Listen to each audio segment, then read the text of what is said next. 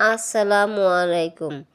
ছোট্ট একটি আমল যদি প্রতিদিন করতে পারেন তাহলে আপনার যত বড়ই অসুখ হোক না কেন ভালো করে দেবেন ইনশাল্লাহ আল্লাহর রহমতে, আল্লাহ রাব্বুল আলামিন। দোয়াটি হলো, প্রথমে বিসমিল্লাহ সহকারে একবার সূরা ফাতিহা, 3 বার সূরা ইখলাস এবং কয়েকবার দুরূদ শরীফ পাঠ করতে হবে। 1 গ্লাস পানির মধ্যে ফু দিয়ে পানির গ্লাসটা পুরাটা পান করে ফেলতে হবে। যত বড় কঠিন রোগ হোক না কেন ভালো হয়ে যাবে। ফজর নামাজ পড়ার পর বিসমিল্লাহ সহকারে একবার ফাতিহা, 3 বার ইখলাস, কয়েকবার দুরূদ শরীফ পাঠ করতে হবে। পাঠ করে একটি গ্লাসের পানির মধ্যে ফু দিয়ে দিতে হবে।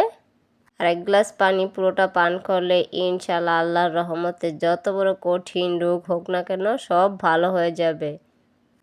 আর এইভাবে নিয়মিতভাবে প্রতিদিন সকালবেলা নামাজ পড়ার পর, ফজর নামাজ পড়ার পর পড়তে হবে। এরকম করে 45 দিন পর্যন্ত পড়লে, এই নিয়ম কন্টিনিউভাবে পালন করলে অবশ্যই রোগবালাই ছেড়ে যাবে। আসুন ভাই আমরা এটা নিয়মিতভাবে পাঠ করি, তাহলে সর্বপ্রকার রোগ ব্যায়াম থেকে আমরা ভালো থাকব, সুস্থ থাকব।